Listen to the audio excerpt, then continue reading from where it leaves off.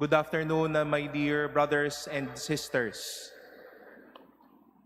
We begin today the holiest season and days of our church, the Holy Week, with the celebration of the triumphant entrance of Jesus to the holy city of Jerusalem. And with us here, remembering the triumphant entrance, we've blessed a while ago the palms and celebrated today the Palm Sunday of the Lord's Passion.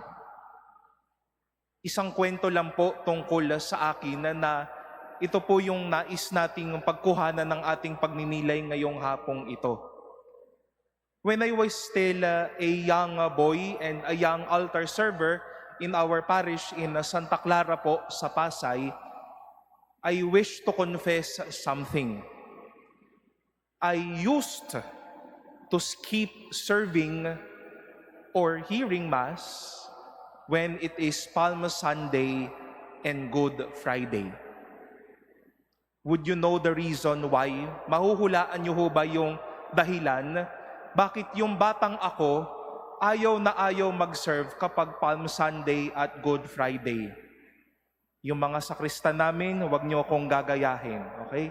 Baka pagkakita ko, wala na kayo at nag-uwian na kayo, no? Mahuhulaan niyo po bakit? Ayaw kong mag-serve ng Palm Sunday. O kung magsaserve man po ako, aalis po ako kapag gospel na. No? Kunyari naiihi ako, kunyari nauuhaw ako, kunyari nagugutom ako. Kasi po, ayoko po nang nagsisigawan.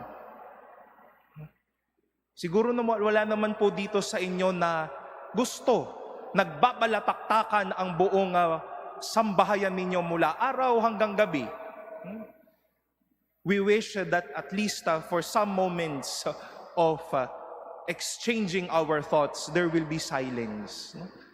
Kapag ko nagsumisigaw ho sa harapan ko, parang bumibigat naman po at nadudurog po yung aking pong damdamin. Lalo tigit po naman noon dati, nung batang ako, hanggang ngayon, kapag kami nagsigawan, talagang parang nadudurog po yung dibdib ko na hindi ko maintindihan. No? Kaya nga din po pinasigaw ko po yung mga lectors din natin para maramdaman natin ano yung sigaw nung hindi lang nung tao kundi I was telling them the mob of the people present there during the time of Jesus' passion. But over time, my dear sisters and brothers, I came to realize mukhang kailangan talaga dapat yang mga sigaw na iyan noong naghihirap ang ating Panginoon sa krus at sa kanyang pagsasakripisyo.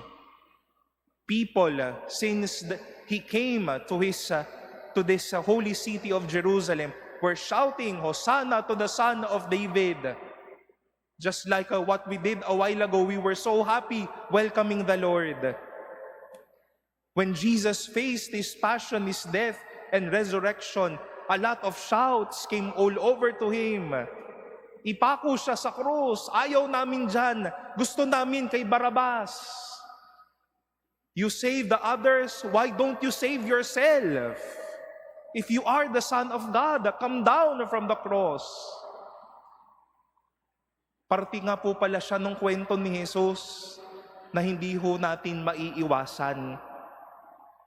And besides, the loud, the wild, and the heaviest shouts of these people, I do believe, on the other hand, there are even shouts that are even the loudest and the deepest of all voices that even no ears and no heart can hear. That's the shout of those people Jesus also wishes to join with Him, telling God, my God, why have you abandoned me? Sa kabila ng mga sumisigaw laban kay Jesus, madami ding mga boses ang tila sumisigaw na hindi man nararamdaman ng kanilang bibig, kundi ramdam na ramdaman ng kanilang puso ang sigaw na kahit mismo si Jesus hindi rin niya mabanggit-banggit. Sigaw ng sakit, sigaw ng karamdaman, sigaw ng kabigatan ng buhay. And with such, I realized it is part and parcel of that passion of Jesus. Not only with the shouts, these people told Jesus badly, but the deepest shout of these people around telling God as well, why have you forsaken me? My dear sisters and brothers, now we enter the Holy Week. And this Holy Week, I invite you, this Holy Week is the perfect time for us to make some noise. Marahil po, sasabihin o pagagalitan ho tayo ng ilang mga tao, no, wag mo na masyadong mag-ingay, wag mo masyadong magdaldalan, wag mo na magtsismisan, sa susunod na linggo na ho yan. Pero po yung ingay na sana isigaw natin sa mga oras na ito, ang pinakamagandang bagay na gawin natin sa mga mahal na araw na ito ay hindi yung sigaw ng pangungutya, hindi yung sigaw ng nakakasakit, hindi yung sigaw na nakakasama ng loob, kundi yung sigaw na marahil hindi nyo na maisigaw hanggang ngayon. Baka po yung sigaw din na sinigaw at dinasal ni Jesus sa krus, sinisigaw din ho natin sa mga oras na ito, Panginoon, pinabayaan niyo ho ba kami? Sa mga oras na ito, sigaw po natin sa Diyos, Panginoon, tama na gera. Naghihirap na ho kami. Mahal na ho lahat. Hindi na ho nagkakasya yung mga kinikita ko eh. Panginoon, tama na, masyado nang magulo yung bahay namin. Panginoon, bigong-bigo na ho ako. Wala pa rin ho akong maganda at maayos sa trabaho ngayon. Panginoon, mag-e-exam ho kami.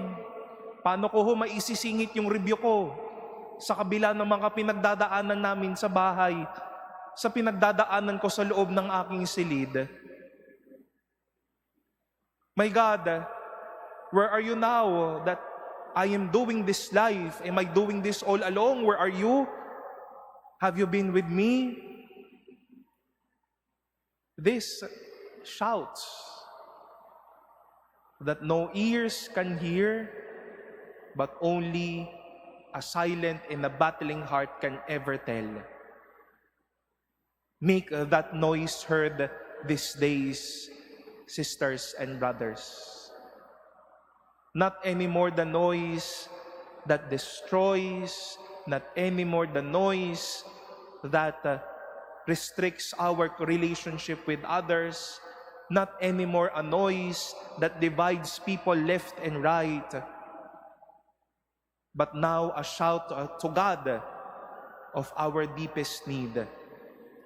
This Holy Week is a perfect time for us to make some noise, for us to cry out to Jesus that we need Him, to cry out to Jesus that we may wish to experience His joy in this life. Kaya po sa mga susunod na araw na ito, sumigaw ho tayo.